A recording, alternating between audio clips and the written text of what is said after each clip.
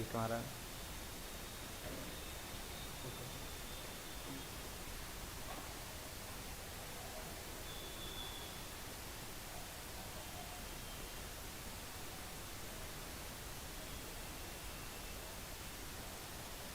ऐसे हरकत तो नहीं है।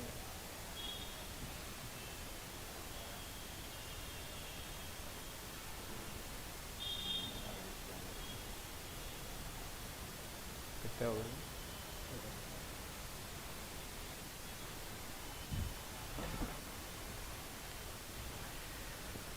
Good evening everybody.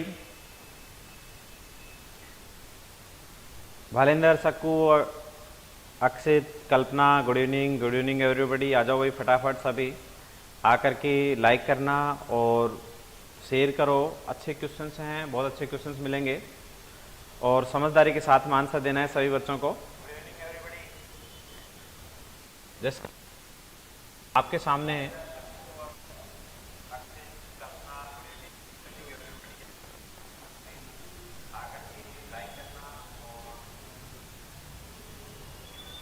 पहला क्वेश्चन आपके सामने है और क्वेश्चन क्या कह रहा है? Main purpose of delivery procedure का मेन पर्पस क्या है? ठीक है, अच्छे से समझ के आंसर देना। Main delivery of head, first option है delivery of shoulder, third option है डिलीवरी ऑफ ट्रंक और natural progress and expulsion of foetus. बिल्कुल सिंपल क्वेश्चन है। हेडिंग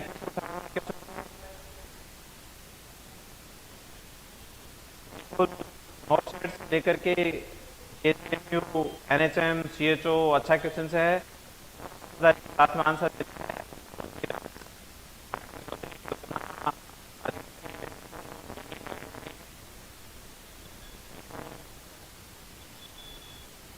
स्पीड से आंसर देना है।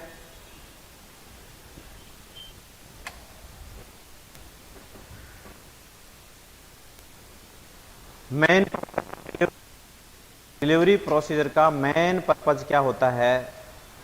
ठीक है, तो मेन पर्पज की बात करें कि जो डिलीवरी का एम्स क्या होता है कि जो डिलीवरी जो करवाते हैं हम, उसके अंदर विशेष ध्यान रखना है कि इसके एक एम्स के अंदर ये आता है कि नेचुरल प्रोग्रेस हो और एंड एक्सपल्सन हो। एक्सपल्सन ऑफ फीटस का क्या हो? एक्सपल्सन हो। तो ये डेफिनेशन के अंदर आता है। बिल्कुल D answer, D answer, D और ए के अंदर Mohammad Iqbal A answer, Kalpana D answer. तो इतना है ए के अंदर हमें है कि जो मेन डिलीवरी जो प्रोसेस होती है, डिलीवरी जो हम करवाते हैं, तो उसका जो उद्देश्य होता है उसमें एक उद्देश्य क्या होता है कि नेचुरल प्रोग्रेस हो और एक्सपल्सन होगा जो नेचुरल तरीके से होगा। पहला उद्देश्य, ठीक है। दूसरा उद्देश्य ये होता है कि मिनिमम पेरिनियल डैमेज हो। ठीक है, मिनिमम से मिनिमम पेरिनियल डैमेज हो। ठीक है, कि किसी तरीके की इंजरी ना हो, मिनिमम डैमेज करना है। और मिनिमम से मिनिमम कोई भी, जैसे हम डिलीवरी करवाएंगे हेड और शोल्डर, तो ध्यान रखेंगे कि किसी तरीके की इंजरी ना हो। सर्वाइकल और ब्रैंकल जो इंजरी होती है वो हेड और शोल्डर की जो इंजरी है उससे क्या करेंगे? प्रिवेंट करेंगे, इंजरी ना हो। ठीक है, ये भी हमारा उद्देश्य है। वो इसमें कोई दिक्कत है? इसके अंदर कोई दिक्कत नहीं होनी चाहिए। ठीक है, कोई दिक्कत हो तो बताओ। नेचुरल प्रोग्रेस एंड एक्सपल्सन होना चाहिए, नेचुरल प्रोग्रेस और एक्सपल्सन होना चाहिए, मिनिमम पेरिनियल डैमेज होना चाहिए और किसी तरीके की इंजरी ना हो बच्चे को भी हेड और शोल्डर के अंदर विशेष। ठीक है, और इसका उद्देश्य ये भी होता है कि टाइमली क्या हो? एपिसियोटोमी हो। ठीक है, टाइमली क्या हो, एपिसियोटोमी। और जो डिलीवरी जो प्रोसीजर्स है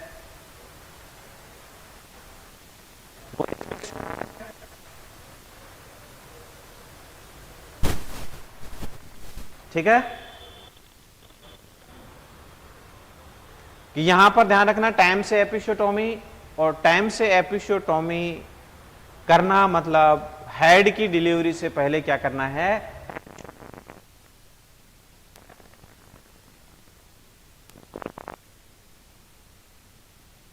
दिक्कत नहीं होनी चाहिए।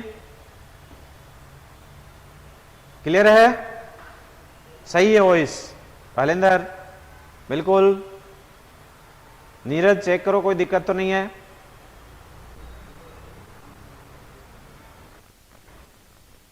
क्लियर है आवाज, ठीक है। अब यहां पर जो डिलीवरी प्रोसेस की 4 जो स्टेप्स होती हैं, स्टेप्स की बात करें, स्टेप्स की बात करें तो यहां पर 4 स्टेप्स के अंदर डिलीवरी करवाते हैं। डिलीवरी ऑफ हेड, हेड की डिलीवरी, और डिलीवरी ऑफ शोल्डर, शोल्डर की डिलीवरी, और डिलीवरी ऑफ ट्रंक, ट्रंक की डिलीवरी, और कॉर्ड क्लैम्प। ये 4th स्टेप होती हैं, 1 2 3 और 4, ठीक है। तो यहां ध्यान रखना, हम कई बार हम ये कर देते हैं कि डिलीवरी ऑफ हेड, तो हेड की डिलीवरी अपना उद्देश्य नहीं होता है, ठीक है, हेड की डिलीवरी अपना उद्देश्य नहीं है, या कि ना ही शोल्डर की डिलीवरी है उद्देश्य, तो कि 4 टाइप से डिलीवरी करनी है, लेकिन जो मेन पर्पज होता है वो क्या होता है कि नेचुरल प्रोग्रेस हो और नेचुरल तरीके से एक्सपल्सन हो फीटस का, ठीक है। कोई भी इंस्ट्रूमेंट काम में नहीं लेंगे। अगर डिलीवरी के अंदर इंस्ट्रूमेंट काम में लेते हो तो वो डिलीवरी नॉर्मल डिलीवरी नहीं कहलाएगी, और वो डिलीवरी कहलाएगी इंस्ट्रूमेंटल डिलीवरी। इंस्ट्रूमेंटल डिलीवरी जैसे फोर्सेप्स काम में लिया आपने, कौन सा फोर्सेप्स काम लिया, व्रिंकल्स फोर्सेप्स काम में लिया तो फोर्सेप्स डिलीवरी, और यदि आपने वैक्यूम काम में लिया तो वैक्यूम डिलीवरी कहलाएगी। तो ये ध्यान रखना आपने को कि डिलीवरी जो प्रोसीजर्स है उसके अंदर कोई भी इंस्ट्रूमेंट काम में नहीं लेंगे, और मिनिमम से मिनिमम पेरिनियल क्या करेंगे, डैमेज करेंगे, ठीक है। तो ये ध्यान रखना, इस तरीके से natural progress and expulsion is correct answer. अच्छे से सोच समझ करके आंसर देना है, क्वेश्चंस बहुत अच्छे हैं, ठीक है। नेक्स्ट क्वेश्चन देखो आपके सामने, the force which is helpful in delivery of the foetus by normal labour.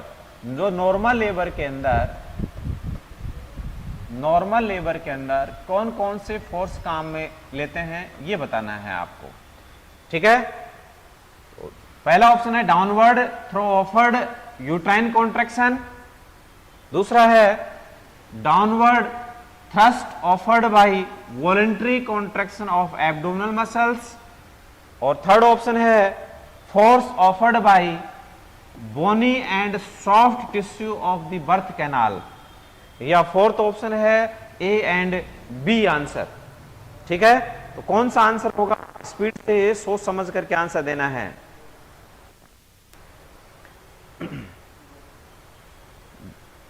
Force कौन कौन से फोर्स होते हैं जो नॉर्मल लेबर के लिए हम काम करते हैं, नॉर्मल लेबर के लिए कौन कौन सा फोर्स होता है ये बताना है आपको, ठीक है।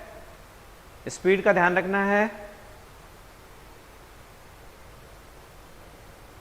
Akshay Sakku D answer, Sachin D answer, business master Rajasthan India D answer, Kaushalya D answer, Neeraj Bairwa D answer, D की तरफ जा रहे हैं बच्चे, बिल्कुल डी सही आंसर है। बहुत अच्छा और सिंपल क्वेश्चन है।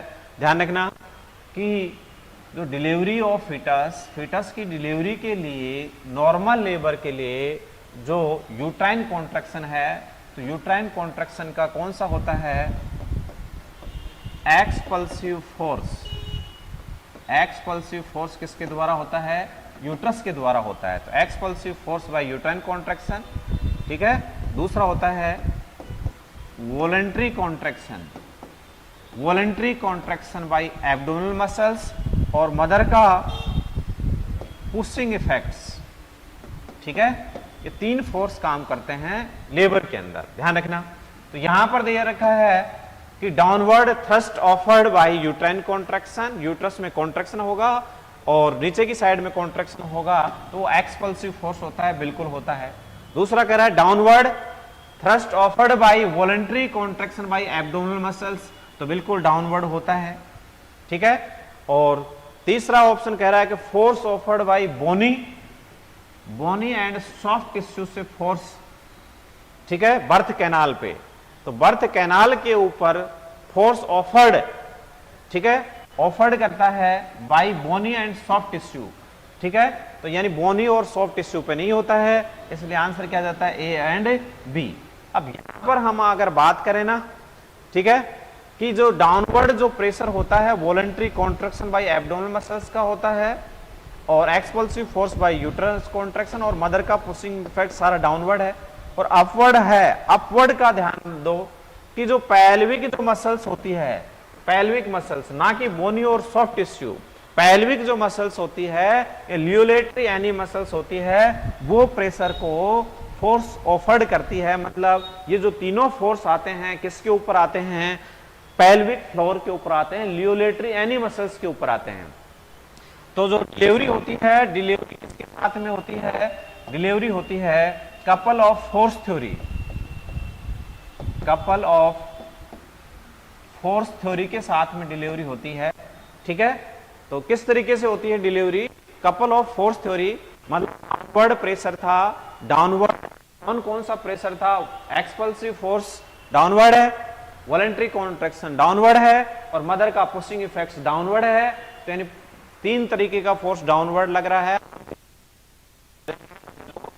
करते हैं ना, डाउनवर्ड है। और नीचे की साइड से अपवर्ड आता है और न्यूट्रलाइज्ड होकर के कहां चला जाता है, फॉरवर्ड, और फॉरवर्ड के साथ में किसकी डिलीवरी हो जाती है, हेड की डिलीवरी हो जाती है, ठीक है। तो डिलीवरी के अंदर कौन कौन से फोर्स आते हैं ये सबको पता होना चाहिए, ठीक है। कौन कौन से फोर्स होते हैं, फोर्स यूट्राइन कॉन्ट्रैक्शन, यूट्रस का कॉन्ट्रैक्शन कौन सा होता है, एक्सपल्सिव फोर्स, और voluntary contraction by abdominal muscles का होता है, मदर का पुशिंग इफेक्ट से डाउनवर्ड होते हैं। अपवर्ड कौन सा होता है, ध्यान रखना कि जो फोर्स ऑफर्ड करता है तो बोनी और सॉफ्ट टिश्यू नहीं करता है, जो पैल्विक मसल्स करता है, ठीक है। और बर्थ कैनाल ऑफर्ड नहीं करती है, पैल्विक मसल्स करती है, और पैल्विक जो फ्लोर है वो अपवर्ड करेगा और न्यूट्रलाइज्ड होकर के फॉरवर्ड आ जाएगा, फॉरवर्ड के साथ में किसकी डिलीवरी हो जाती है, हेड की डिलीवरी हो जाती है। तो ये फोर्स काम करते हैं, ठीक है। बहुत अच्छा क्वेश्चन है, सोच समझ करके आंसर देना है। नेक्स्ट क्वेश्चन देखो, A mother admitted in labor room with condition of PROM, which will be unusual nursing care intervention, unusual, ठीक है, unusual nursing care intervention कौन सा होगा ये बताना है। बहुत अच्छा क्वेश्चन है। फर्स्ट ऑप्शन कह रहा है वाइटल साइन एवरी 4 आवर्स, ठीक है, वाइटल साइन लेंगे एवरी 4 आवर्स के अंदर, ठीक है। Intravenous ampicillin, ampicillin IV line के थ्रू लेंगे।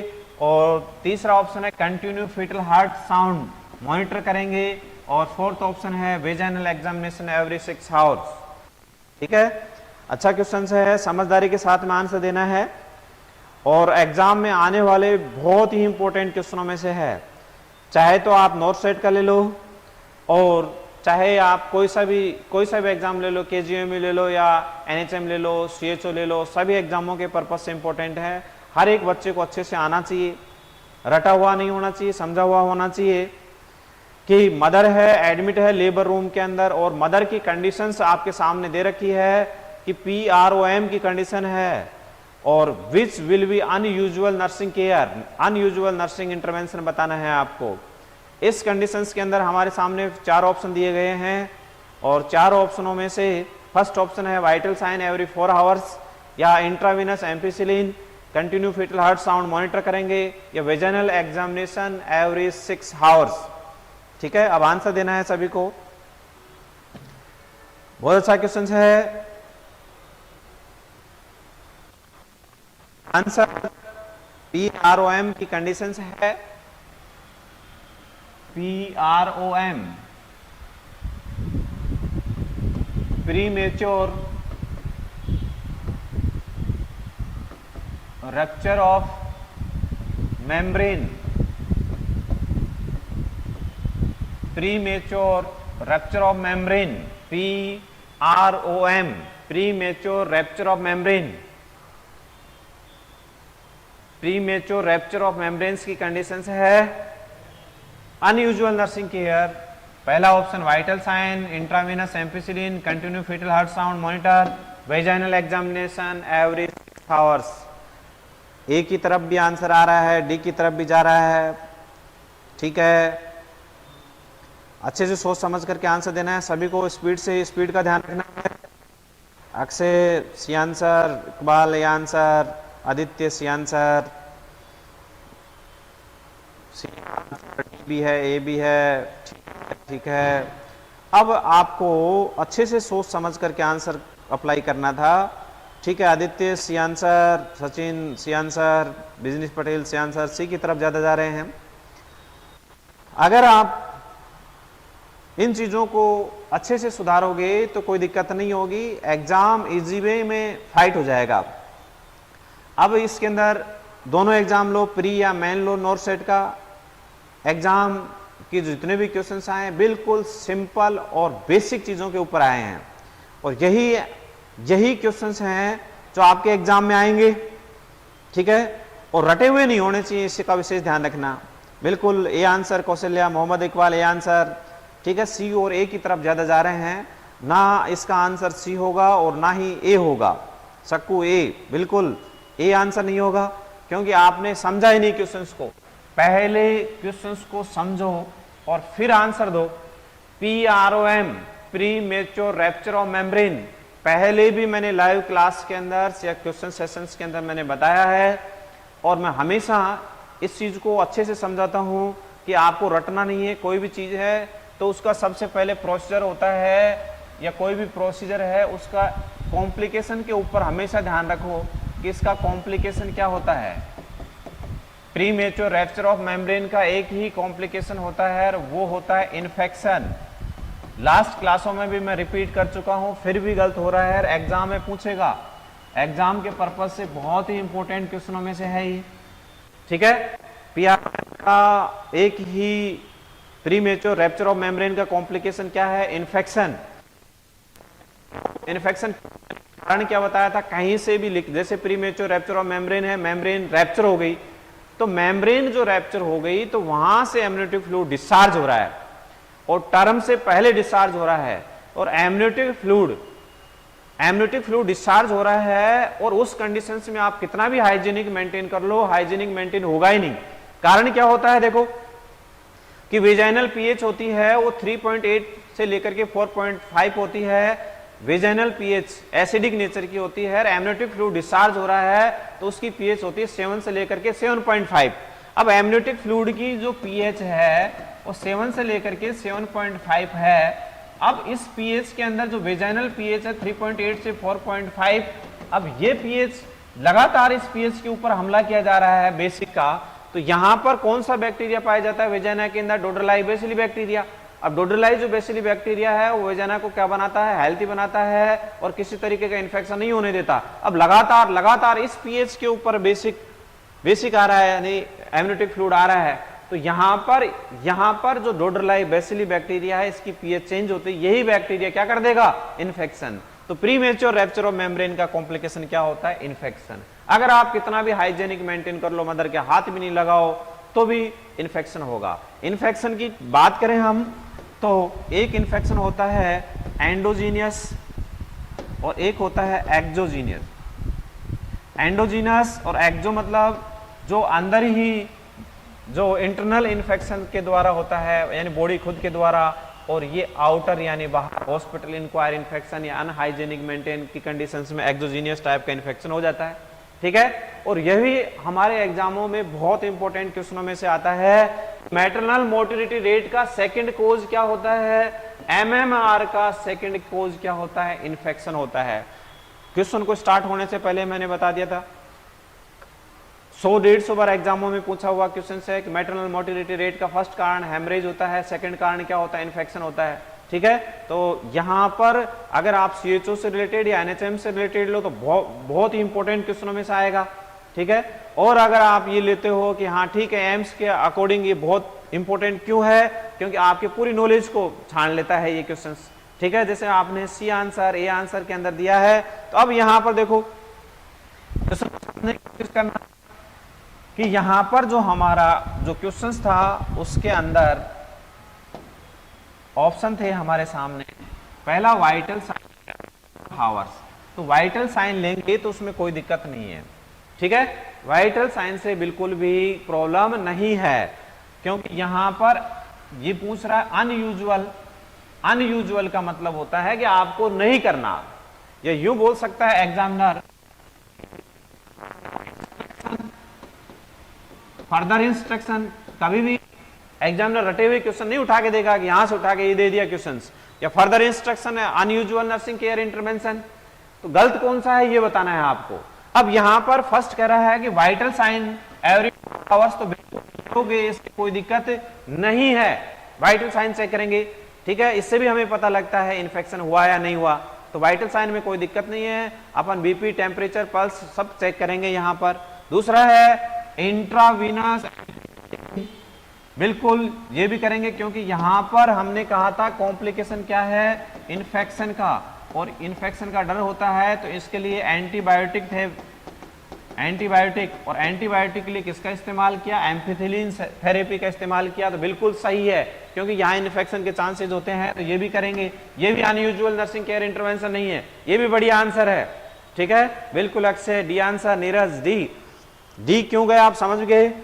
कंटिन्यू रेट मॉनिटर करेंगे, तो कंटिन्यू फीटस हार्ट रेट को मॉनिटर करते ही हैं, हमेशा मॉनिटर करते हैं, लेकिन यहां पर अनयूजुअल नर्सिंग केयर का मतलब है कि वेजाइनल एग्जामिनेशन एवरी 6 आवर्स, कि वेजाइनल एग्जामिनेशन एवरी 6 आवर्स, मतलब कि हम वेजाइनल एग्जामिनेशन नहीं करेंगे। क्यों नहीं करेंगे कि ऑलरेडी इन्फेक्शन के चांसेस ज्यादा हैं, ठीक है। एंडोजीनियस जो सब्सटेंस वगैरह है, यानी मदर के खुद के अंदर ही, जैसे मान लो वेजाइना के अंदर ही इन्फेक्शन है और आप बार बार वेजाइनल एग्जामिनेशन कर रहे हो, या एक्सोजीनियस भी इन्फेक्शन दे सकते हो, इसलिए अनयूजुअल नर्सिंग केयर के अंदर क्या है, examination every 6 hours is correct answer. गलत ये है, इसलिए ये सही है, अनयूजुअल केयर है, ठीक है। सभी बच्चों को अच्छे से पता होना चाहिए, प्रीमेच्योर रैप्चर ऑफ मेम्ब्रेन का एक कॉम्प्लिकेशन होता है, होता है इन्फेक्शन, और इन्फेक्शन के लिए क्या करते हैं, वाइटल साइन चेक करेंगे, बिल्कुल चेक करेंगे, एम्पिसिलिन देंगे, एंटीबायोटिक थेरेपी देंगे, बिल्कुल देंगे, ठीक है, और फीटल हार्ट रेट चेक करेंगे, बिल्कुल चेक करेंगे। क्या नहीं करेंगे, वेजाइनल एग्जामिनेशन या पेल्विक एग्जामिनेशन नहीं करेंगे, ध्यान रखना, वेजाइनल एग्जामिनेशन और पेल्विक एग्जामिनेशन दोनों एग्जामिनेशन नहीं करते हैं। क्यों, क्योंकि इन्फेक्शन के चांसेस क्या होते हैं, ज्यादा होते हैं। अब ध्यान दो, यहां पर प्रीमेच्योर रैप्चर ऑफ मेम्ब्रेन एक वर्ड काम में लिया, PROM काम में लेगा हमेशा, और यहां पर हमें ध्यान रखना है, एक तो टर्म पे PROM होता है, एक प्री टर्म PPROM होता है, तो टर्म पे ध्यान रखना, टर्म पे प्रीमेच्योर रैप्चर ऑफ मेम्ब्रेन का मतलब होता है कि मेम्ब्रेन को रैप्चर कब होना चाहिए, पहले ही हो जाती है, तो उसको बोलते हैं term premature rapture of membrane. और प्रीटर्म का मतलब प्रीटर्म, टर्म से पहले ही मेम्ब्रेन रैप्चर हो गई तो preterm premature rapture of membrane कहलाती है, ठीक है। तो दोनों वर्ड अच्छे से ध्यान रखना, गलती के कोई चांस नहीं होने चाहिए, हर एक बच्चे को अच्छे से समझ में आना चाहिए, कोई जल्दबाजी नहीं है, एक एक चीज क्लियर होना चाहिए, आपको डाउट लगे तुरंत पूछ सकते हो, ठीक है। नेक्स्ट क्वेश्चन देखो, नेक्स्ट क्वेश्चन ये कह रहा है आपको, for the successful conduction of ventouse delivery cup should be apply at, के लिए जो कप करते हो कहां करोगे, बाईपैराइटल डायमीटर के ऊपर करोगे, या सेजाइटल सुचर्स के ऊपर करोगे, या 3 सेंटीमीटर लैम्बडा की तरफ, या 3 पोस्टीरियर टू ब्रेगमा की तरफ इस्तेमाल करोगे, ठीक है। वैक्यूम कप, ठीक है, जो आप डिलीवरी करा रहे हो ये वैक्यूम डिलीवरी कहलाती है, वैक्यूम डिलीवरी। वैक्यूम डिलीवरी जो हम करवाते हैं, मदर अनेबल टू पुश, या वीक हो गई, फैटिक हो गई, ठीक है, पुश नहीं कर रही है, वीक कॉन्ट्रैक्शन है, मदर थक गई है, और इस कंडीशंस में अपन वैक्यूम काम लेंगे, और वैक्यूम की साइज अलग अलग होती है, यानी 30, 40, 50 और 60 mm के वैक्यूम कप होते हैं। ठीक है, पहले मेटल के कप होते थे, आजकल सिलिकॉन के कप होते हैं। बिल्कुल, वेरी गुड, बच्चों के आंसर एक साथ आए हैं। Neeraj, Akshay C answer, Neeraj C answer, Sakku C answer, Mausam C answer, Kalyan, Kaushalya, Kalpana, Aditya, Neeraj, business Patel, बिल्कुल सभी बच्चों ने एक साथ आंसर दिया है और आंसर बिल्कुल सही आंसर है कि यहाँ पर सभी बच्चों ने सी कहा है। सी बिल्कुल सही आंसर है। ठीक है, अब देखो ध्यान से, अब यही एग्जाम के अंदर क्वेश्चन आता है और गलत होने के चांसेस भी ज्यादा रहते हैं, क्योंकि अगर आपने पढ़ा नहीं और उस कंडीशंस के अंदर अगर आप बात करें बिना समझा हुआ होगा तो गलत होने के चांसेस क्या रहते हैं, ज्यादा। तो अब ये हेड है और ये हेड का ये एंटीरियर फोंटेला है और ये पोस्टीरियर फोंटेला है। अब यहाँ हम बात करें कि जो एंटीरियर फोंटेला होता है इसकी साइज होती है 2.5 इंटू 2.5 और यहाँ की बात करें तो 1.2 इंटू 1.2 ये साइज होती है। एंटीरियर फोंटेला को क्या बोलते हैं, ब्रेगमा बोलते हैं, और पोस्टीरियर को क्या बोलते हैं, लैम्बडा बोलते हैं। ठीक है, ये ध्यान रखना। अब जो वैक्यूम जो कप का इस्तेमाल करते हैं, इससे पहले आर्टिफिशियल कैपिड सुसोडियम का इस्तेमाल करते हैं, कहीं ना कहीं कप उसको अपनी तरफ ना खींच ले। ठीक है, और प्रेशर की बात करें तो 0.1 kg पर सेंटीमीटर स्क्वायर फॉर, ठीक है, 0.1 kg पर सेंटीमीटर स्क्वायर फॉर 2 मिनट के लिए प्रेशर देते हैं और ये प्रेशर 0.1 kg पर सेंटीमीटर स्क्वायर फॉर 8 मिनट तक बढ़ाते हैं और टोटल अगर हम बात करें तो ये प्रेशर बढ़ाते हुए मेंटेन करते हैं। ठीक है, ये प्रेशर ये फीटस के हेड को अपनी तरफ ना खींच ले, यानी सॉफ्ट जो पार्ट होता है वो कौन सा पार्ट होता है, यूट्रस का सॉफ्ट पार्ट की बात करें यूट्रस का, तो ये वाला पार्ट सॉफ्ट होता है। क्यों सॉफ्ट होता है यहाँ पर, क्योंकि यहाँ पर जो साइज होती है 2.5 इंटू 2.5 होती है। तो यहाँ से हम बात करें कि 3 सेंटीमीटर एंटीरियर टू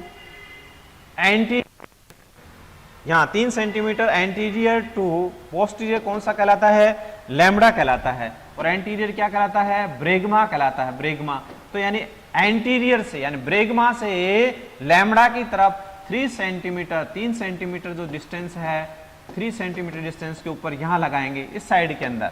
ठीक है, अब यहाँ पर आप कहोगे कि सर बाईपैराइटल डायमीटर है, तो बाईपैराइटल तो यहाँ से यहाँ तक काफी होता है। सेजाइटल सूचर, बिल्कुल सेजाइटल सूचर होता है, लेकिन हम किसको प्रोटेक्ट करते हैं, हमारा उद्देश्य क्या होता है कि एंटीरियर जो फोंटेला है इसको प्रिवेंट करें, क्योंकि यहाँ पर जो कप है इसको अपनी तरफ ना खींच ले, इसलिए बिल्कुल सी आंसर सही आंसर होगा।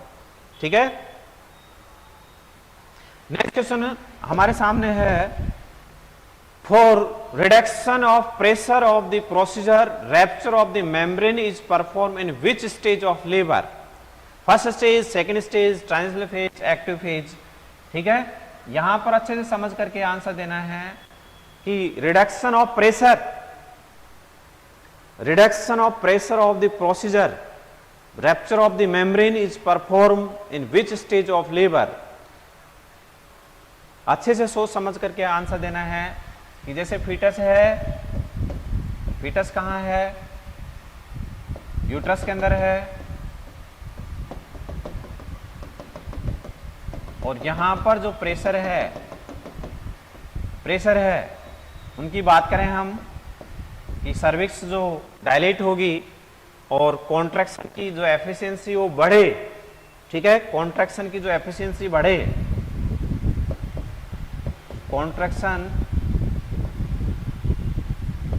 एफिशिएंसी को इंक्रीज करने के लिए क्या किया जाएगा ये बताना है आपको, कब करते हैं ये बताना है आपको। ठीक है, कि अलग पूछने का तरीका थोड़ा सा डिफरेंट है। Reduction of the pressure of the procedure rapture of the membrane is perform in which stage of labour. इतना टाइम नहीं लगना चाहिए, सभी बच्चों का आंसर भी आ जाना चाहिए। Procedure rapture active phase.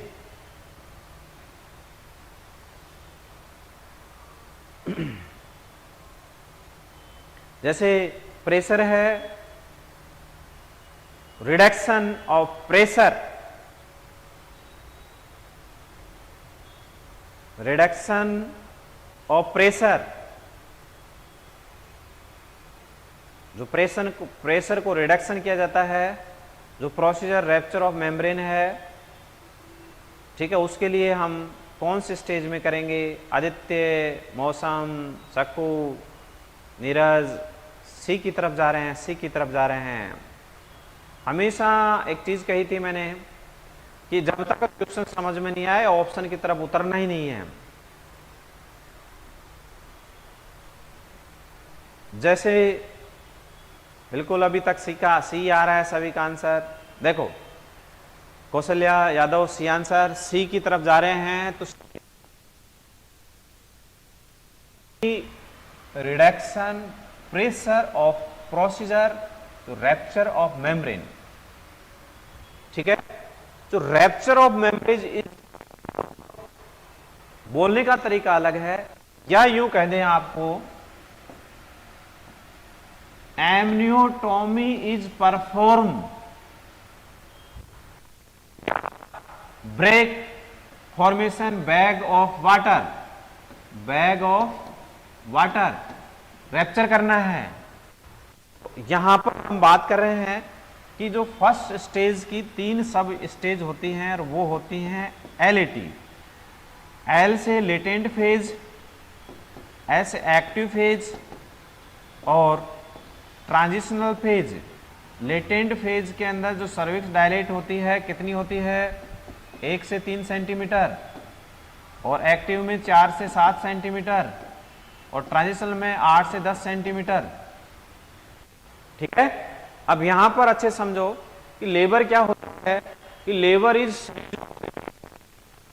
Series of events काम करते हैं। Expulsion viable product of conception, expulsion होता है जिंदा प्रोडक्ट ऑफ कंसेप्शन का out of womb, out of uterus through vagina to outward, क्या कहलाता है? लेबर। अब लेबर के अंदर इवेंट्स काम करते हैं, और इवेंट्स की बात करें तो फर्स्ट स्टेज में कौन कौन से इवेंट्स होते हैं? तो फर्स्ट स्टेज का फर्स्ट इवेंट्स होता है कि dominance shape uterus and contraction start. Dome shape uterus होता है, तो डोम शेप यूट्रस की वजह से कॉन्ट्रैक्शन हमेशा अपर सेगमेंट से स्टार्ट होते हैं, क्योंकि यहां प्रोटेक्शन गैप क्या होते हैं?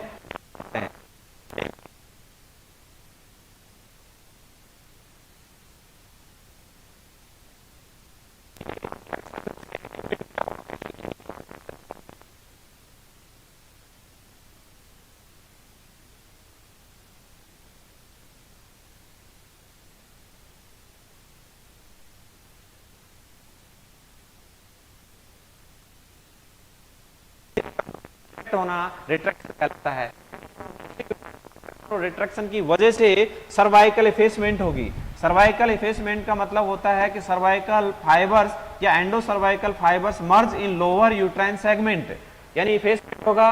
इफेसमेंट होने के बाद में क्या होगा? डायलेशन होगा। तो डायलेशन होगा सर्विस का, तो डायलेशन होगा 1 सेंटीमीटर, 2 सेंटीमीटर, 3 सेंटीमीटर, 4 सेंटीमीटर, तो किसका फॉर्मेशन होगा? Bag of water. अब यहाँ एमनियोटिक फ्लूइड होता है, ये डायलेट हुआ तो फॉर्मेशन बैग ऑफ वाटर हुआ, और फॉर्मेशन वाटर रप्चर होगा, फीटस के ऊपर एक्सेस प्रेशर लगेगा, जिसकी वजह से complete dilation of the cervix, cervix क्या हो जाएगी? कंप्लीट डायलेट हो जाएगी। अब यहां पर हमने ये देखा कि फर्स्ट स्टेज के अंदर 10 सेंटीमीटर सर्विक्स डायलेट होती है, तो 10 सेंटीमीटर सर्विक्स के डायलेट होने के लिए इवेंट्स काम करते हैं। और इवेंट्स की बात की अभी हमने, तो कौन कौन से इवेंट्स काम करते हैं? तो हमने कहा dominance shape uterus, contraction start, progressive uterine contraction और रिट्रैक्शन, और प्रोग्रेसिव यूट्राइन कॉन्ट्रैक्शन और रिट्रैक्शन की वजह से क्या होता? Cervical effacement and then dilatation. Dilatation हुआ तो डायलेशन होगा तो formation of bag of water होगा, तो फॉर्मेशन बैग ऑफ वाटर को रप्चर करने के लिए एमनियोटोमी करते हैं। और एमनियोटोमी करते क्यों करते हैं? क्योंकि जैसे ही मेम्ब्रेन होगी, रैप्चर होने के बाद में कुछ वाटर आगे की तरफ आकर के फोर वाटर कहलाएगा, और वो बर्थ कैनाल को क्लीन कर देगा, और कुछ जाकर के फीटस के ऊपर पीछे की साइड में जाकर के एक्सेस प्रेशर लगाएगा, फीटस पर एक्सेस प्रेशर लगेगा, जिसकी वजह से सर्विस क्या होगी? स्पीड से डायलेट होगी, स्पीड से डायलेट होगी। और एमनियोटोमी करने का हमारा एक उद्देश्य ये है, या फॉर्मेशन बैग ऑफ वाटर को रप्चर करने का एक उद्देश्य है कि कॉन्ट्रैक्शन की एफिशिएंसी क्या हो जाएगी? स्ट्रांग हो जाएगी, और जिसकी वजह से डायलेट यहां पर कि जैसे बच्चों ने आंसर दिया था सी आंसर ट्रांजिशनल फेज। तो ट्रांजिशनल फेज अगर हमने क्वेश्चन है या आपने कहीं पढ़ा है, तो मेरा ये है, ये पूछा जाए कि हाँ, अगर आपसे ये पूछा जाए कि एपिसियोटोमी कब करते हैं, तब आप आंसर दोगे ट्रांजिशनल फेज या जस्ट बिफोर क्राउनिंग, ठीक है, तब आप आंसर दे सकते हो, क्योंकि transitional phase is connecting link between first and second stage. यहां पर इंपॉर्टेंट क्वेश्चन है, आंसर दिया है वो गलत आंसर है, क्योंकि मेम्ब्रेन रप्चर, जो procedure rupture of the membrane, ठीक है, रप्चर की है मेम्ब्रेन को, आपने एपिसियोटोमी नहीं किया जो आप ट्रांजिशनल फेज को है, ठीक है। आपके माइंड के अंदर क्वेश्चंस के ऑप्शन, क्वेश्चंस बहुत सारे घूमते हैं, लेकिन ये ध्यान नहीं रहता कि पूछा क्या जा रहा है। तो हमें ये विशेष ध्यान रखना है, हमें ये विशेष ध्यान रखना है कि पकड़ करके चलना है, पकड़, ठीक है, और पकड़ के हमें ये ध्यान रखना है कि लेटेंट फेज के अंदर सर्वाइकल डायलेशन 3 सेंटीमीटर है, एक्टिव में 4 से 7 सेंटीमीटर है, तो हम यहाँ किसको टिक करेंगे, एक्टिव फेज, ठीक है। लेटेंट फेज या साइलेंट फेज बोलते हैं, एक्टिव फेज, एक्टिव 4 से 7 centimetre formation bag of water यहाँ होता है, ठीक है, और ट्रांजिशनल फेज यहाँ क्या जाएगा, एक्टिव फेज, ठीक है। मेम्ब्रेन रैप्चर करते हैं हम, एमनियोटोमी कब करते हैं और क्यों करते हैं, इससे क्या होता है, ये सारे अच्छे क्वेश्चंस हैं। वॉइस में दिक्कत आ रही है नीरज? दिक्कत नहीं होनी चाहिए वॉइस के अंदर, अगर कोई दिक्कत आ रही है बताना, ठीक है। Next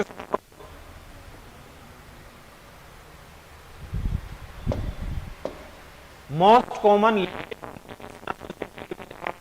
procedure episiotomy, late complication, voice system,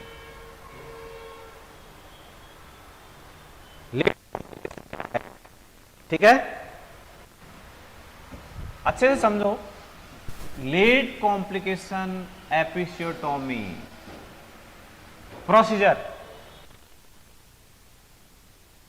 है, वो कब करते हैं, सारे इंपॉर्टेंट क्वेश्चंस हैं जो अभी हमने पढ़ा, जस्ट बिफोर क्राउनिंग, क्राउनिंग से पहले करते हैं, ठीक है। Ideal time of episiotomy,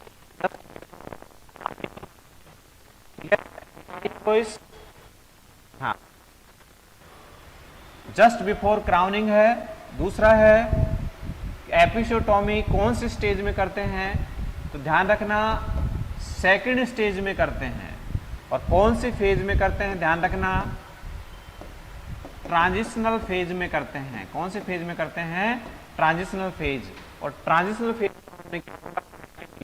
first and second stage. तो एपिसियोटोमी स्टेज पूछे तो सेकंड स्टेज बोलना है आपको, और transitional phase exact just before crowning, ठीक है। अब हम बात करें कि आप कहोगे सर सेकंड स्टेज, तो second stage beginning complete dilation of cervix से होती है, तो कंप्लीट डायलेशन ऑफ सर्विक्स के दौरान अगर इस दौरान एपिसियोटोमी करेंगे तो जो कट लगाएंगे वो सही। और एपिसियोटोमी के अंदर जो हम कट लगाते हैं वो 4 टाइप के जो कट होते हैं। पहला होता है मीडियल, ठीक है, तो मीडियल जो कट होता है वो इस तरीके से होता है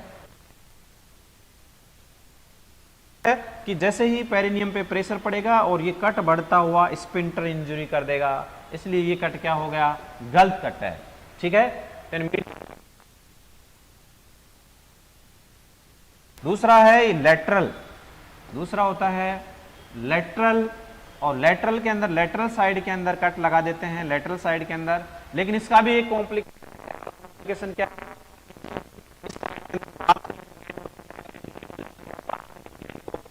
ये कट भी क्या होता है, बेकार होता है। तीसरा होता है जे शेप, जे शेप कट की बात करें तो ये कट यहां से लेकर के पीछे की साइड में लेके चले जाते हैं, और ये क्या कहलाता है, जे शेप कट, लेकिन ये कट भी सही नहीं होता, इसका भी कॉम्प्लिकेशन होता है। कॉम्प्लिकेशन क्या कॉम्प्लिकेशन होता है इसका, कि आप इंजरी की तरफ लेके चले गए तो हिल होने में दिक्कत, ये कट भी सही नहीं है, तीनों कट बेकार हो गए। और चौथा कट है मीडियो लेटरल, मीडियो और लेटरल कट, ठीक है। मीडियो लेटरल जो कट होता है आपने यहां से लेकर के लेटरल साइड में राइट और लेफ्ट, यानी आप यूं बोल सकते हो कि मीडियो राइट भी दे सकते हो कट और मीडियो लेफ्ट भी कट लगा सकते हो। ठीक है, यहां से यूं भी लगा सकते हो, यूं भी लगा सकते हो कि मीडियल होकर के और इस साइड के अंदर। अब ये जो कट लगाया आपने, अब इसमें क्या है कि जैसे आपने मीडियो लेटरल कट लगाया है तो ये आप स्टिच लगाओगे तो इजी वे के अंदर हिल हो जाएगा। ठीक है,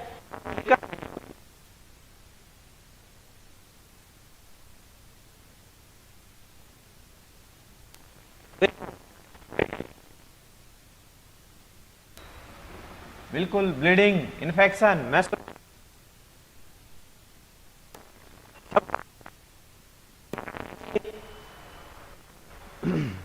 आवाज तो ठीक आ रही है ना? बिल्कुल, सभी का आंसर आना चाहिए, घबराना नहीं है, क्वेश्चंस को नहीं है। ठीक है, समझदारी के साथ में क्वेश्चन ये तो सही जाएगा। और कोई भी ऐसा एग्जाम नहीं है जिसमें ऐसे क्वेश्चंस ना आए, और एग्जाम में आए हुए क्वेश्चंस ही हैं ये। ठीक है, और आए हुए क्वेश्चन एग्जाम के अंदर बिल्कुल जिन बच्चों का आंसर आ रहा है वो ए आंसर दे रहे हैं। ये answer bleeding, bleeding, infection, menstruation disorder, muscles weakness, ज्यादातर बच्चों का ए आंसर,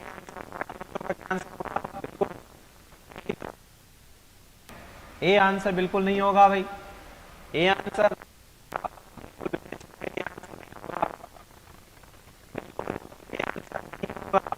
अब बाकी इज नॉट लेट कॉम्प्लिकेशन। यही तो मैं कहता हूं क्वेश्चंस हार्ड बड़े और छोटे क्वेश्चन नहीं होते कि एनक्लेक्स के क्वेश्चंस हैं, एनक्लेक्स के क्वेश्चन गलत नहीं होते हैं। गलत होने के चांसेस कहां होते हैं और अच्छे से आंसर नहीं। बिल्कुल मौसम भी आंसर की तरफ,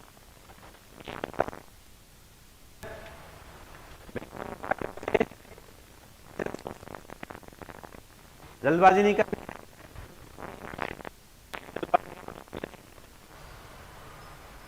बिल्कुल। पहला ब्लीडिंग, दूसरा है इन्फेक्शन डिसऑर्डर और चौथा वीकनेस।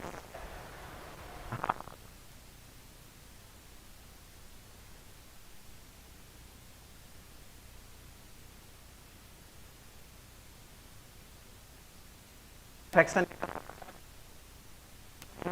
भी नहीं होगा, इन्फेक्शन भी नहीं होगा।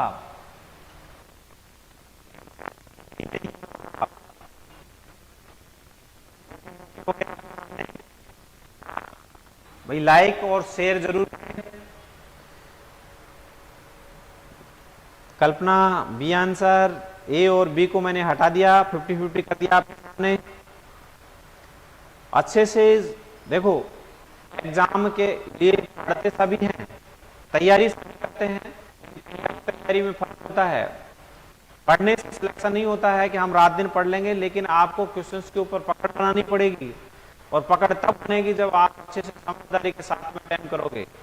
क्वेश्चंस को दुश्मन की तरह अटेम्प्ट करो, गलत नहीं होना चाहिए, अलर्ट होना चाहिए, अलर्ट रह करके अटेम्प्ट करना है, कहीं कहीं पर भी मिस्टेक नहीं होनी चाहिए, 1% भी मिस्टेक नहीं होनी चाहिए, ऐसे अटेम्प्ट करो और कम टाइम लो, जितना कम टाइम हो सके। ठीक है, और रटना नहीं है, क्वेश्चंस को समझना है, और आपको हर एक ऑप्शन का रैशनल लेना है अच्छे से समझदारी के साथ के अंदर। पढ़ने का यही तरीका होता है। ठीक है, अब बिल्कुल देखो, bleeding is not let complication, ये होता है अर्ली कॉम्प्लिकेशन। अर्ली कॉम्प्लिकेशन क्योंकि आपने कट सही नहीं लगाया, या कट आपने पहले लगा दिया, टाइम से पहले लगा दिया या टाइम के बाद में लगाया, तो आपको इस कॉम्प्लिकेशन का सामना करना पड़ेगा, और कॉम्प्लिकेशन क्या रहेगा? ब्लीडिंग। ठीक है, अब चांस होता है इन्फेक्शन का कि लगातार 5 दिन 7 दिन तक हीलिंग नहीं हुई, सूचर सही नहीं लगाए गए, कॉम्प्लिकेशन, ये दोनों के दोनों क्या होते हैं? अर्ली कॉम्प्लिकेशन, जल्दी हो डिसऑर्डर। और मेंस्ट्रुएशन साइकिल डिसऑर्डर का होना एपिसियोटोमी से कोई लिंक नहीं है। मेंस्ट्रुएशन साइकिल डिसऑर्डर उनको होता है जिनको सिजेरियन सेक्शन होता है। सिजेरियन के अंदर कट लगाते हैं यूट्रस के अंदर, और यूट्रस के अंदर कट लगाते हैं तो यूट्रस पहले एब्डोमेन में कट लगाया, फिर यूट्रस में कट लगाया। बात करें कि जो एपिसियोटोमी में जो कट लगाते हैं उसको बोलते हैं फाइनेंशियल इंसिजन और कीर इंसिजन और प्यूबिक इंसिजन के नाम से जाना जाता है। यहां पर अगर आप कट लगाते हो और एब्डोमेन से आपने कहा यूट्रस में कट लगाया, यूट्रस के अंदर पेरीमेट्रियम, मायोमेट्रियम, एंडोमेट्रियम तीनों लेयर हैं, तीनों लेयर में कट लगेगा तब अंदर बच्चे तक पहुंचेंगे। अब यहां पर आपने कट लगाया एंडोमेट्रियम के अंदर, और एंडोमेट्रियम के अंदर बेसल लेयर पाई जाती है, और बेसल लेयर के अंदर रीजनरेशन की क्षमता पाई जाती है, पुनरुद्भवन की क्षमता पाई जाती है। यानी हर मेंस्ट्रुअल साइकिल के अंदर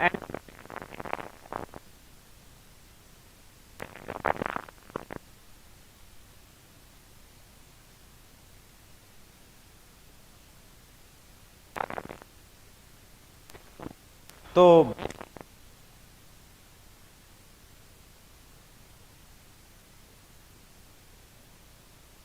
बढ़ेगी, अभी नहीं बढ़ी तो मेंस्ट्रुअल साइकिल डिसऑर्डर होने का कारण एपिसियोटोमी नहीं होता है। कि एपिसियोटोमी मतलब एपिसियोटोमी का कोई कॉम्प्लिकेशन नहीं है, इसलिए एपिसियोटोमी एक ऐसा प्रोसीजर है इसने गवर्नमेंट ने इसको क्या कर दिया? कंपलसरी कर दिया गया।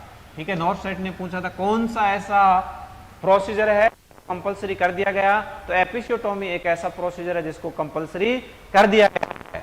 ठीक है, अब लेट कॉम्प्लिकेशन में बात करें कि वीक मसल्स वीकनेस, तो बिल्कुल ये आंसर बिल्कुल सही है कि वीकनेस हो जाएगी मसल्स, क्योंकि यहां पर आपने कट लगाया है और यहां पर स्टिच लगाया है, तो यहां की मसल्स क्या हो जाएगी? वीक। ये लेट कॉम्प्लिकेशन है। अर्ली कॉम्प्लिकेशन क्या हो सकता है? लेट कॉम्प्लिकेशन क्या हो सकता है? Muscles weakness. तो हमेशा ध्यान रखो कि आपने पढ़ा क्या है, अच्छे से पढ़ करके फिर रटना नहीं है। जितने भी क्वेश्चंस होंगे आपके सामने बिल्कुल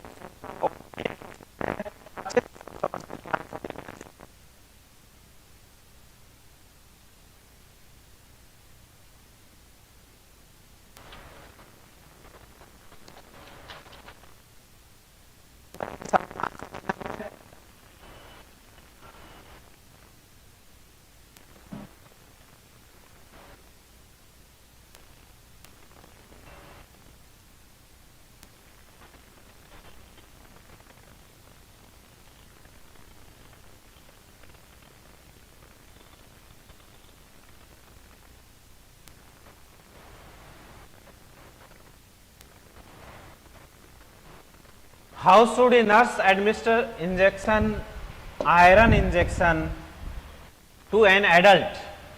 एडल्ट के लिए जो आयरन का जो इंजेक्शन दिया जाता है किस दिया जाता है ये बताना है। आयरन इंजेक्शन देते हैं सभी बच्चों का आंसर आ भी गया। कौशल्या, कल्पना, आदित्य सबने सीखा है। बिल्कुल बिल्कुल जो इंजेक्शन दिया जाता है आयरन का वो इंट्राडर्मल फोरआर्म में नहीं दिया जाता है, सबक्यूटेनियस भी नहीं दिया जाता, जेड ट्रैक मेथड में दिया जाता है।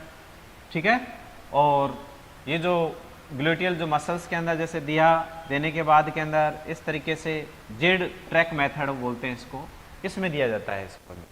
ठीक है, तो ये आयरन की बात करें कितना दे सकते हैं, कितना आयरन दे सकते हैं?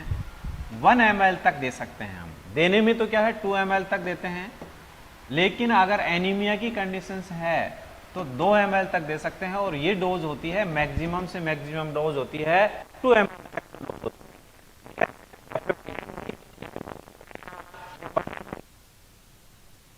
अगर अपन बात करें तो आयरन हो गया, और फोलिक एसिड की बात करें, फोलिक एसिड, फोलिक एसिड कितनी देंगे? 400 mg। ठीक है, कितने mg में देंगे, तो 0.4 mg देंगे। और यहाँ पर अगर हम बात करें 1 mg, तो 1 mg बराबर होता है 1000 के बराबर होता है, ठीक है, उसको बोलते हैं 1000 mcg। तो ये एग्जाम के अंदर ये भी इस फॉरम में भी आया हुआ क्वेश्चन है, इस फॉरम में भी आया हुआ क्वेश्चन है। और ये भी ध्यान रखना है अपने को कि जो ये देते हैं डोज कितनी दे सकते हैं। अगर कंडीशंस है तो हम 2 ml तक दे सकते हैं, नॉर्मल अपन कितनी देते हैं 1 ml। Next, neural tube defect among newborn can be prevented providing, ठीक है, न्यूरल ट्यूब को न्यूबॉर्न से कैसे प्रिवेंटेड किया जाता है, प्रोवाइडिंग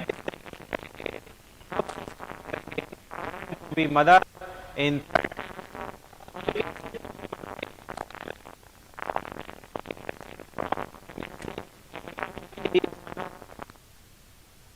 बहुत समझ करके आंसर देना है।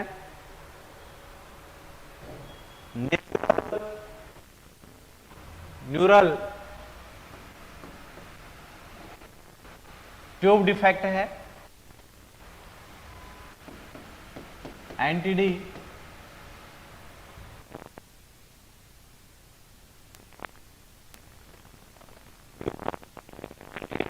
न्यूबॉर्न से बच सकते हैं बाई प्रोवाइडिंग। कब से प्रोवाइड करोगे आप, ठीक है, कब से प्रोवाइड करोगे।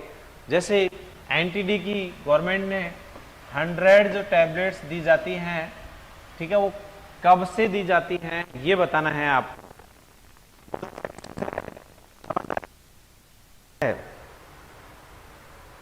कि न्यूरल ट्यूब डिफेक्ट से बचने के लिए न्यूबॉर्न बेबी को कब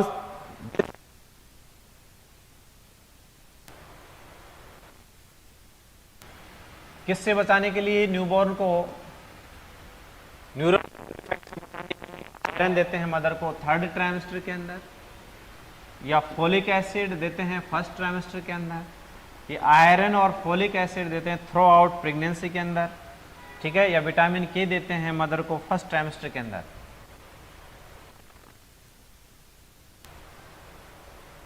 बहुत अच्छा क्वेश्चन है, एग्जाम में पूछा हुआ क्वेश्चन है, पूछने का तरीका डिफरेंट है। डिफरेंट तरीके के अंदर हम थोड़ा सा सोच समझ करके आंसर देंगे तो इस वे के अंदर के सामने आ जाएगा।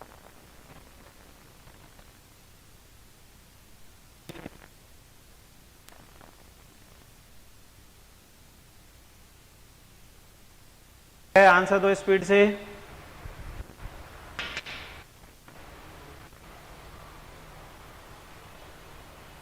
आयरन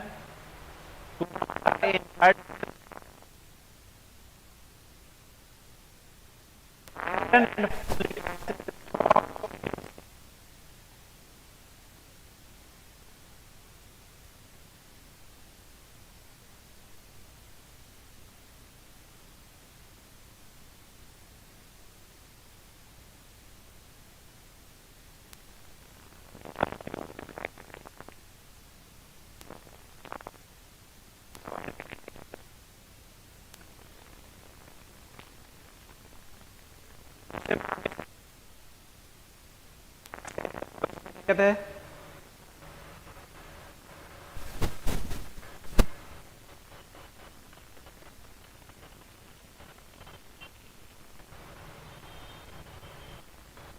ठीक है। क्वेश्चन है आपके सामने, न्यूरल ट्यूब डिफेक्ट से बचने के लिए न्यूबॉर्न बेबी के लिए क्या करते हैं हम, ठीक है, सबको पता है कि 100 टैबलेट देते हैं और एज कब से देते हैं, एज कंजप्शन या जब से प्लान करते हैं तब से देते हैं, ठीक है, जब से प्लान करते हैं तब से देते हैं। Iron to the mother in 3rd trimester, तो 3rd ट्राइमेस्टर के अंदर आयरन दो या नहीं दो, ठीक है, आयरन दो या नहीं दो, न्यूरल ट्यूब डिफेक्ट से नहीं बचा सकता कि जो सबसे पहले जो ब्रेन बनता है और स्पाइनल कॉर्ड बनती है, और ब्रेन और स्पाइनल कॉर्ड के बनने के लिए क्या चाहिए होता है? फोलिक एसिड है। तो अगर आप थर्ड ट्राइमेस्टर में जाओगे, आयरन दोगे, फोलिक एसिड दोगे, तो कोई मतलब नहीं है। ठीक है, फोलिक एसिड यहां देने की जरूरत नहीं है। और यहां पे तो आयरन बोल रहा है भाई, आयरन, तो फर्स्ट ऑप्शन तो देना ही नहीं है अपने को। ठीक है, तो फर्स्ट तो ये गलत हो गया। दूसरा है folic acid to the mother in first trimester, तो बिल्कुल फर्स्ट एसिड देते हैं, फर्स्ट ट्राइमेस्टर को में देंगे अपन। यहां पर एज कंजप्शन कहीं और हो, तब से प्लान करते हैं, तब से देते हैं। ठीक है, तो आप वो टिक करो, नहीं तो फर्स्ट ट्राइमेस्टर। अब ये थर्ड ऑप्शन कह रहा है iron and folic acid through out pregnancy. अंदर अगर आप आयरन और फोलिक एसिड दोगे तो अर्ली से अर्ली की बात कर रहे हैं, तो ये भी हट गया। अब क्या आ गया? फर्स्ट ट्राइमेस्टर, या जब से अपन प्लान करते हैं तब से अपन। ठीक है, और विटामिन के की बात करें तो विटामिन के मदर को देते ही नहीं है। ठीक है, ब्लड क्लॉटिंग के लिए देते हैं, कब मदर को देते हैं, फीटस के अंदर ब्लड क्लॉट नहीं बनता क्योंकि होता है। ठीक है, क्योंकि वो प्लेसेंटल पीरियड। ये आंसर वैसे ही गलत हो गया। ठीक है, तो आंसर क्या गया? फॉलिक एसिड कब से देंगे? जब प्लान करने लगे, उसको आंसर देंगे।